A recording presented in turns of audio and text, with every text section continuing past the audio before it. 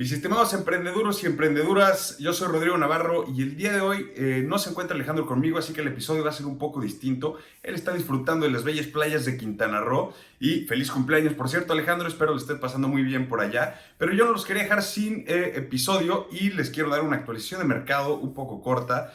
Vamos a hablar de Visa, de Intel, de algunas ofertas iniciales que se están haciendo. También vamos a platicar de cómo se está calentando la Guerra Fría entre China y Estados Unidos y las implicaciones que tiene esto. Así que pues, ni hablar, arranquemos con la actualización de mercado. Y en esta les quería platicar que estamos viendo los mercados finalmente a la alza. Estamos viendo los sectores de tecnología y los que estaban más castigados durante las últimas 6 semanas que iba a la baja, han estado recuperándose bastante, hubieron un muy buen rebote, hubieron ganancias importantes en ciertas acciones, pero a mediados de la semana se está enfriando un poco este rebote. Y todo esto viene a muchas noticias que estamos viendo de Omicron, la nueva variante del COVID, que en muchos países están imponiendo restricciones importantes, en otros están pues un poco como a la espera analizando qué es realmente los síntomas y hasta dónde llega esta variante, porque muchos reportes están anunciando que literal es como un resfriado severo, pero como un resfriado, o sea, no es más que eso. Entonces la gente está volviendo a la normalidad, está quitándole el miedo a Omicron, aunque muchos países sí están sobre exagerando sus respuestas. Estamos viendo que muchos otros están realmente ya listos para volver a abrir las puertas completamente, eliminar estos bloqueos de viajes que tienen, como Estados Unidos estaba poniendo ese bloqueo a los países africanos y demás.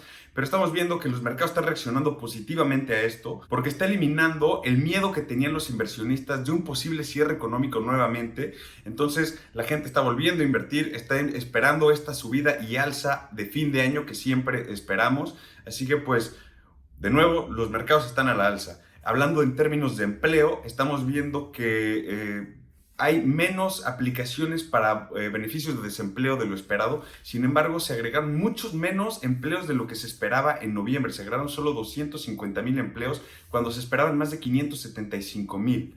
Eso es una diferencia bastante grande y estamos viendo que el sector que más está teniendo trabajo para conseguir empleo es el de transporte, logística y de servicios, incluidos los restaurantes y los minoristas, las tiendas y todo eso. Están realmente sufriendo para conseguir empleados, están subiendo los sueldos, están intentando ver qué pueden hacer para seguir pudiendo atender a los clientes porque la demanda está ahí. Y bueno, estoy grabando en jueves, como por lo generalmente lo hacemos, y vamos a recibir los números de inflación el día mañana viernes, que para cuando ustedes estén escuchando esto, ya fue el día de ayer. Y bueno, se está estimando que vamos a superar la inflación que ya se registró el mes pasado, que era de 6.2% anualizada.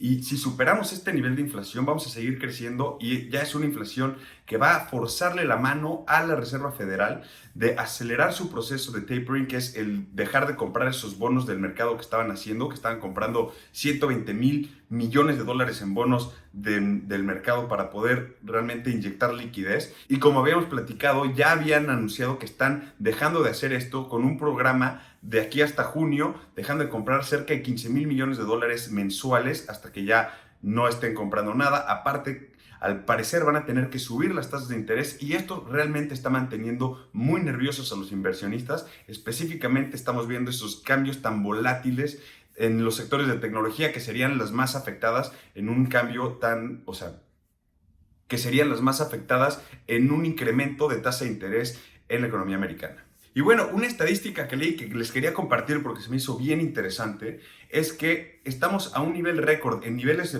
porcentuales, digamos, altos históricos, en niveles porcentuales de número de acciones vendidas por los ejecutivos de empresas, o sea, por los socios ejecutivos, la gente que trabaja dentro de la empresa. Los directores generales están ejecutando sus opciones y vendiendo sus acciones a un nivel récord.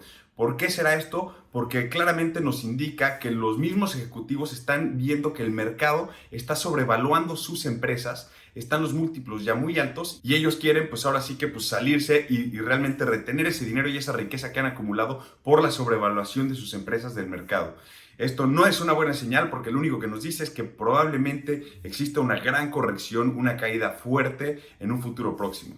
Y bueno, también quería platicarles de unas ofertas iniciales, específicamente unas que tomaron el camino de fusionarse con una SPAC. Ya les hemos platicado de estos, son los Special Purpose Acquisition Companies, que literalmente el objetivo es fondearse el mercado para comprar una empresa que todavía no es pública e efectivamente la hacen pública sin tener que pasar todo el proceso de hacerse pública de una forma tradicional. Y bueno, hubo dos esta semana que honestamente les ha ido muy mal. Y la primera fue Grab. Grab es una super app en el sureste de Asia, que específicamente compite con empresas como DoorDash, Uber Eats y demás en entregas a domicilio de comida, pero también tiene servicios de transporte como Uber, también tiene bancas, seguros, transacciones internas, o sea, es una super app, tiene muchísimas distintas funcionalidades y estaban valuados en 40 mil millones de dólares. Ha sido la fusión de SPACs más grande en la historia hasta ahorita y inmediatamente cuando lanzaron cayó cerca de 23% en un día su acción. En una semana están abajo cerca de 35% del valor real de esta fusión y esto lo único que nos enseña es que la gente estaba bastante escéptica de ese número tan alto en valuación porque claramente les está costando trabajo llegar a esto. Y bueno, esto es un poco sorprendente porque sí tienen una base de usuarios gigantesca. Tienen 187 millones de usuarios, operan en 465 ciudades en toda la región, pero el problema es que sus ingresos han bajado 9% comparados con el año pasado y tuvieron una pérdida en el último año mucho más grande de lo que esperaban, de 990 millones de dólares.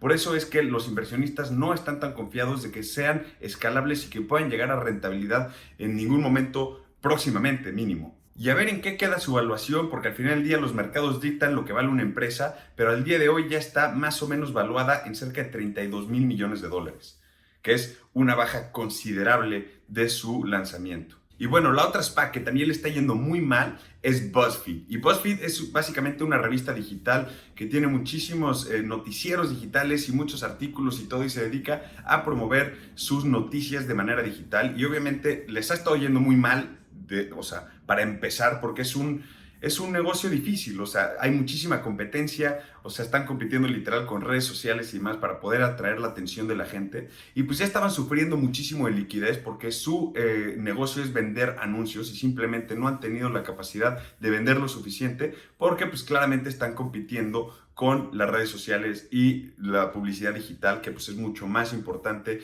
en plataformas como Google, Facebook, hasta TikTok. O sea, honestamente les está yendo un poco difícil, pero hicieron su fusión y esto estuvo increíble porque cuando una fusión en un SPAC pasa, o sea, por lo general, los inversionistas iniciales de esta SPAC tienen la opción de realmente de votar si va a aprobar o no la fusión y si van a realmente invertir su dinero o retirarlo.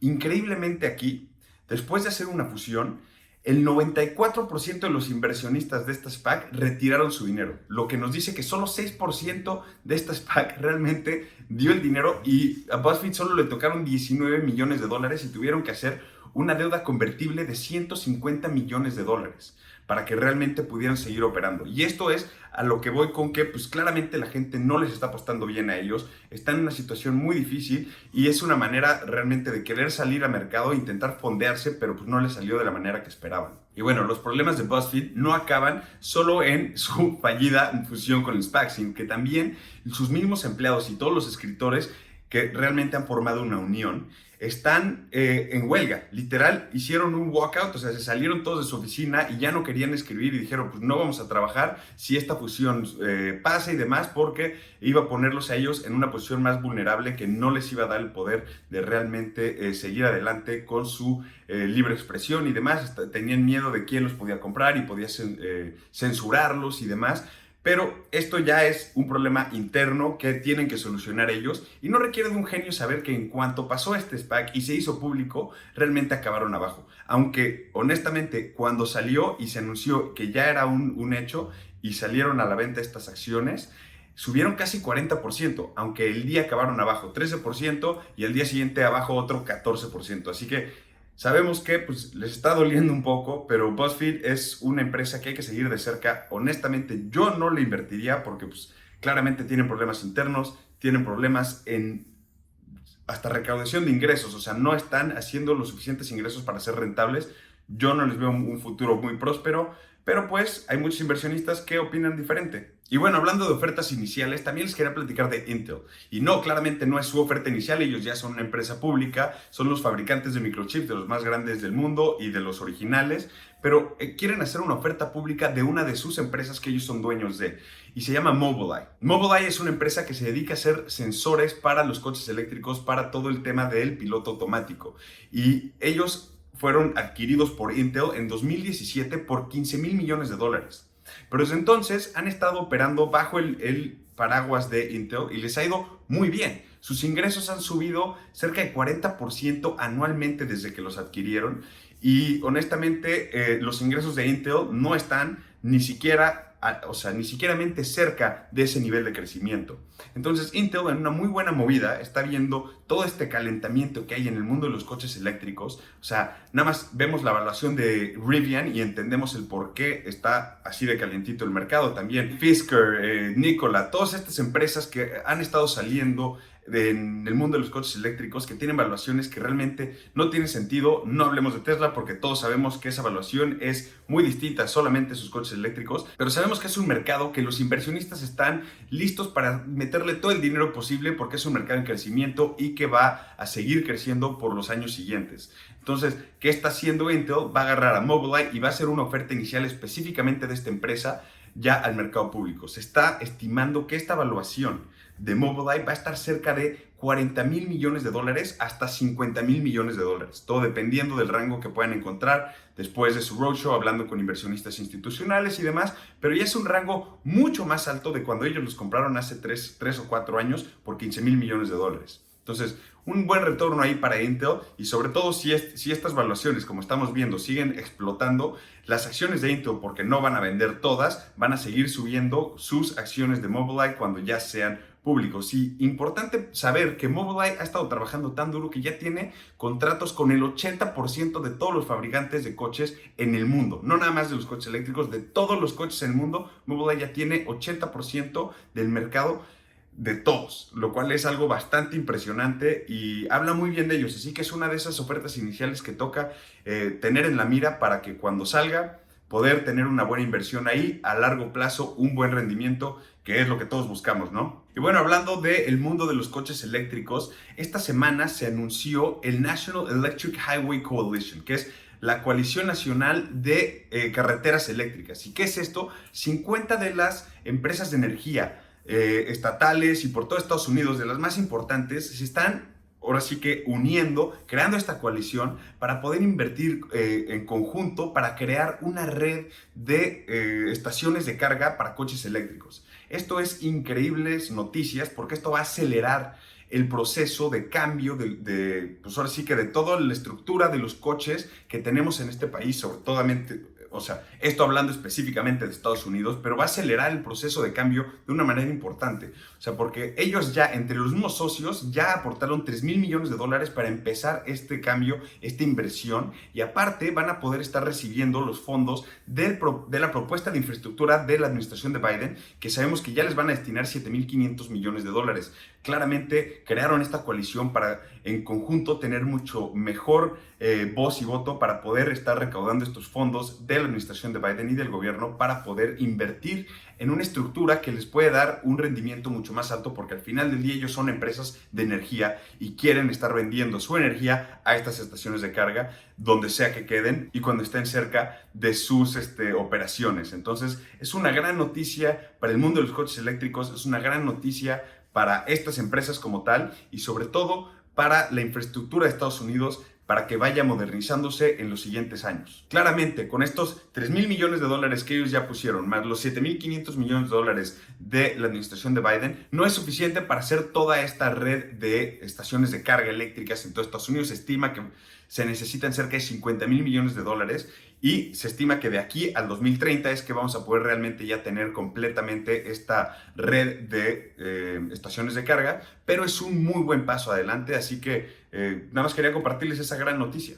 Y bueno, de ahí quería platicarles un poco de China, porque China y Estados Unidos otra vez están ahora sí que elevando el nivel de tensiones y esta vez fue Estados Unidos quien declaró que va a boicotear las Olimpiadas de Invierno de China que se celebran este año en Beijing. Y el por qué dicen que lo van a boicotear es muy sencillo, porque van a no mandar a sus diplomáticos que por lo general acompañan a todos los atletas que van a competir. Y la razón es porque quieren ahora sí que poner luz a la opresión, genocidio y ahora sí que faltas a los derechos humanos de los musulmanes uigures en la región de Xinjiang, en China. Y esto, obviamente, los medios de China inmediatamente saltaron a decir, pues bueno, ni invitados estaban para empezar y no nos importa. Este tipo ya de va y vienes que tiene China y Estados Unidos se está elevando más en el tono y demás porque ya los dos están teniendo y tomando acciones mucho más agresivas en contra de los otros. Y bueno, como les habíamos platicado la semana pasada, Didi, la empresa de transporte china estilo Uber, ya está planeando el delistarse de los mercados americanos.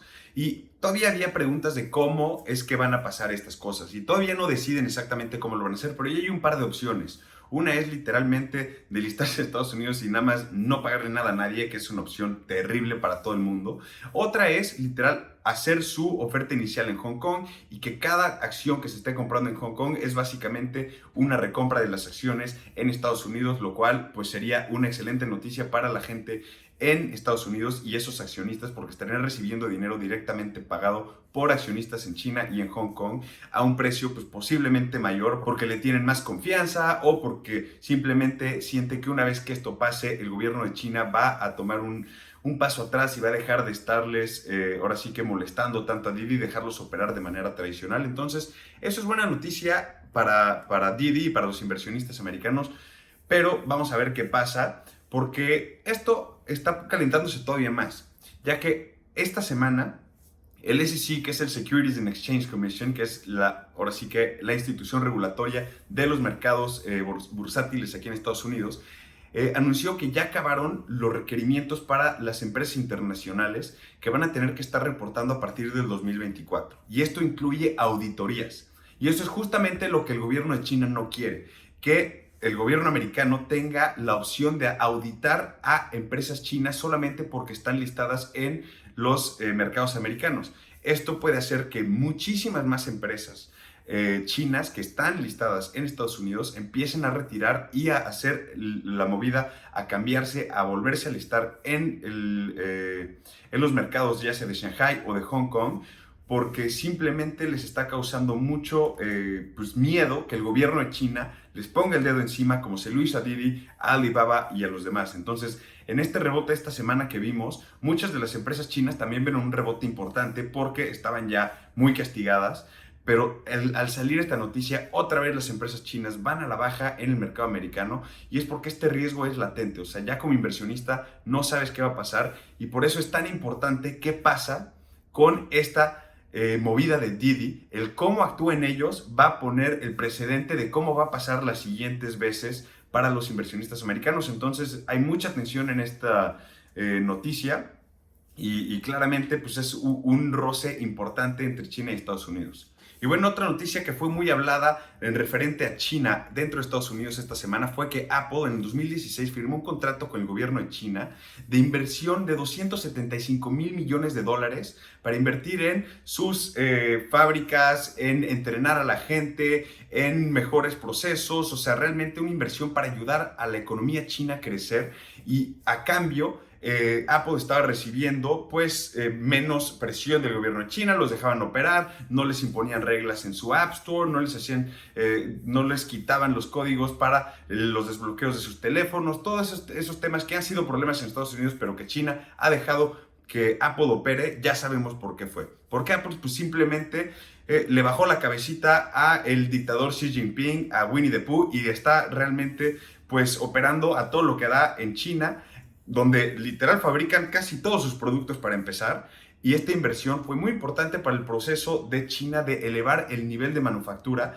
y los procesos al nivel de Apple, que realmente son los mejores procesos que tenemos en el mundo hasta el día de hoy en cuanto a manufactura de productos de tecnología. Entonces esto fue bastante hablado acá en Estados Unidos. Vamos a ver qué hace y cómo reacciona la administración de Biden al saber de esta noticia, porque claramente, o sea, Apple ha estado jugando de los dos lados, porque cuando estaba el presidente Trump, que fue justamente cuando firmó este contrato Apple, estaban haciendo todo lo posible para trabajar de la mano de Trump, pero al mismo tiempo haciendo sus movidas con los chinos sin, y claramente esto era un secreto y que está saliendo ahorita después de 5 años.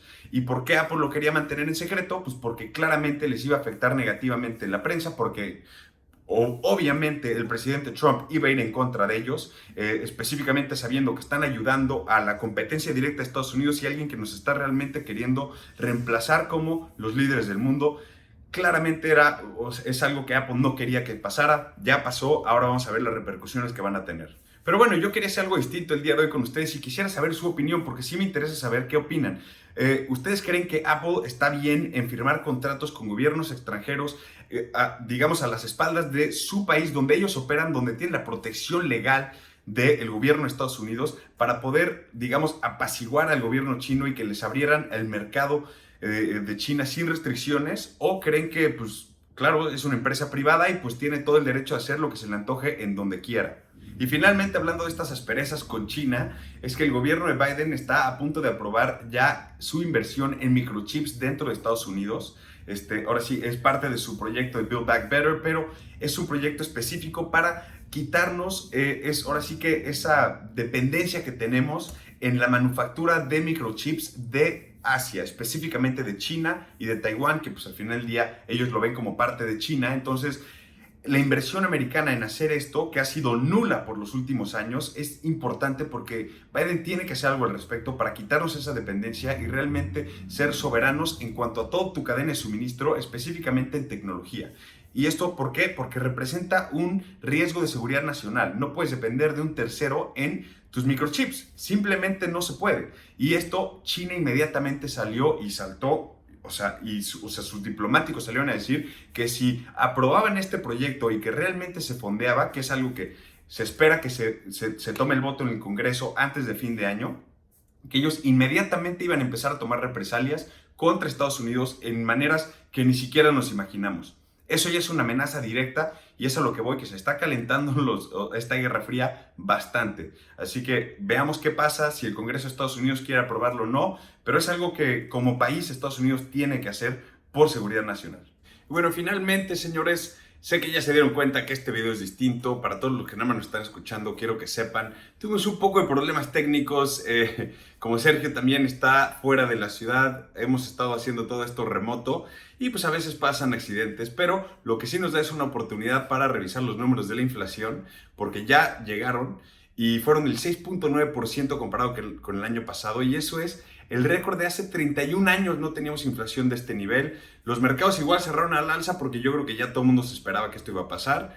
Pero no es bueno para muchas cosas, honestamente. Pero pues bueno, ya sabíamos que esto está pasando. Pero llegamos a lo que íbamos, y es hablar de criptomonedas. Dentro de criptomonedas quería platicarles que Visa, el procesador de pagos, una de las empresas más grandes del mundo, anunció que va a crear una consultoría para negocios y para bancos y hasta bancos centrales alrededor del mundo sobre cripto, porque creen que están en una posición privilegiada. Con su experiencia, creen que pueden aportar suficiente para ayudar a los negocios a llegar a un punto donde ya todos estemos involucrados en el mundo de las criptos, sobre todo en el blockchain, y hay muchas utilidades que pueden usar de manera correcta. Hicieron un análisis bastante extensivo donde preguntaron a todos sus clientes, que son miles o si no es que millones alrededor del mundo, y tuvieron una retroalimentación bastante interesante donde se enteraron de varias cosas. Específicamente, lo primero es la cantidad de gente que está dispuesta a meterse al mundo de criptos.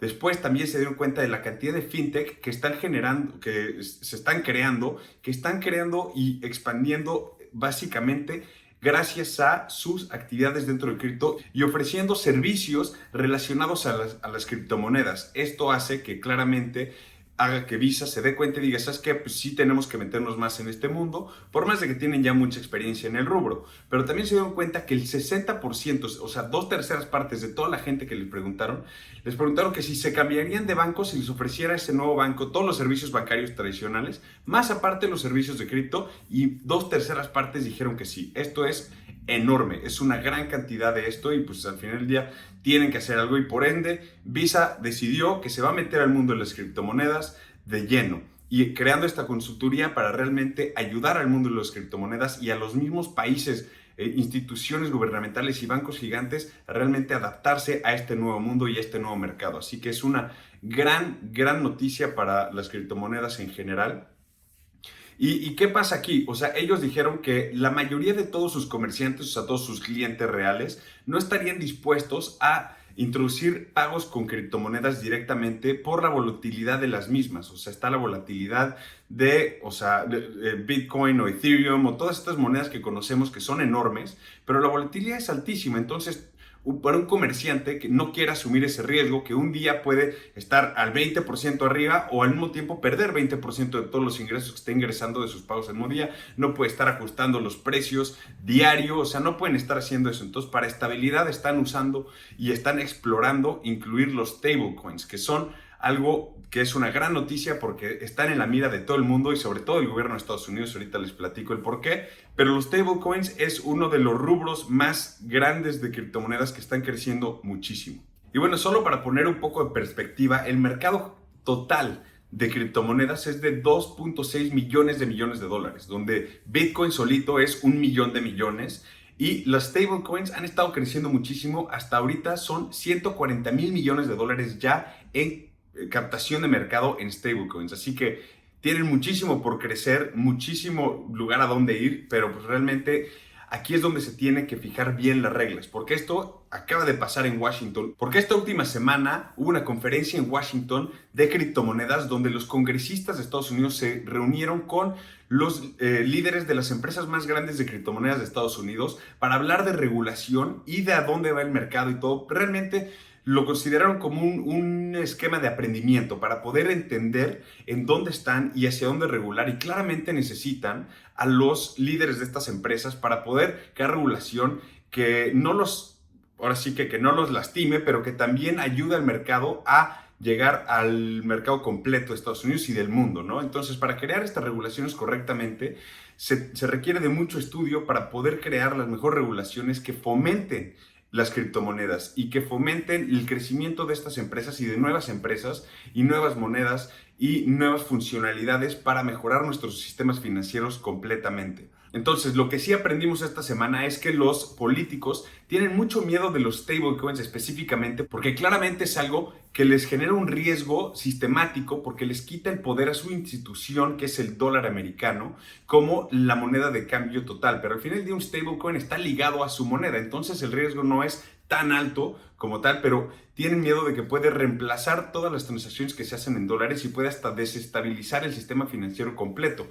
Por ende, quieren generar ciertas regulaciones y ciertas reglas para evitar este tipo de problemas futuros, ¿no? Pero claramente hay un desconecte gigantesco porque en Washington no entienden bien cómo funciona todo el mundo de las criptomonedas, y por más de que estas conferencias son un proceso de aprendizaje, pues claramente aunque las tengan no van a aprender todo lo que saben los líderes de estas empresas en una semana. Y aquí es donde se tienen que juntar los políticos, o sea, y sus expertos, porque claramente hay expertos sobre criptomonedas en el SEC, en la tesorería, en la Reserva Federal, que pueden realmente juntarse con todos los líderes de estas empresas a crear estas regulaciones correctamente y en conjunto, porque si dejan que los políticos lo hagan solo, sabemos que el proceso de creación de leyes en Washington es un proceso ultra corrupto. Existe el proceso que se llama lobbying, donde básicamente es, o sea, corrupción legal, porque simplemente son donaciones a despachos de abogados para poder ahora sí que influir en el proceso de la creación de estas leyes a tu beneficio, ¿no? Entonces, eso claramente sabemos que eso es ilegal, es uso de influencia, lo cual pues claramente en muchos países del mundo es legal, pero aquí en Estados Unidos es pues una industria entera. Entonces, aquí lo que quieren hacer es también proteger que no se sobreregule, que no regulen solamente a favor de los bancos que llevan pues cuántos años y cuántas décadas donando a las campañas políticas de todos los políticos que están en el Congreso, y que regulaciones muy extremas pueden realmente dañar a este mercado emergente que está, pues sigue, o sea, es enorme, pero sigue en pañales a donde va a llegar en un día, ¿no? Entonces, el chiste aquí es poder llegar a un punto medio donde la regulación no vaya a afectar el crecimiento de este mercado, porque si lo sobreregulan, lo que va a acabar pasando es que estas empresas se van a tener que salir de Estados Unidos a los paraísos fiscales o a otros países donde sí vayan a aceptar y tengan regulaciones realmente que los ayuden y van a forzar a la gente que quiere participar en el mercado de las criptomonedas dentro de Estados Unidos a hacerlo de manera gris o hasta ilegal, donde van a tener que salirse, usar VPNs, simplemente usar formas no 100% legales y van a estar sacando muchísimo dinero de Estados Unidos que debería de quedarse aquí para fomentar más la economía y seguir creciendo como debemos. Así que bueno, eso es realmente el problema que existe en este tipo de regulaciones, pero pues veamos en qué acaba, hacia dónde van, esperemos que puedan llegar a un punto medio donde se comuniquen entre ellos y sea un proceso en conjunto. No sabemos si la experiencia nos dice algo, es que no va a pasar de esa manera, pero pues tengamos un poco de esperanza a que se pongan pilas y que entiendan que el futuro tiene que vivir aquí dentro de tu país y que la regulación tiene que fomentar el negocio para seguir creciendo. Al final del día es un país capitalista y de esto se trata esto, ¿no? Pero bueno, ahí los voy a dejar el día de hoy. Muchísimas gracias por acompañarme. Una vez más, mi nombre es Rodrigo Navarro. Este es un episodio más de Los Emprendeduros. Gracias Sergio, gracias Alejandro, nos estamos viendo y gracias a todos ustedes por acompañarnos y nos vemos la semana que viene. Chao.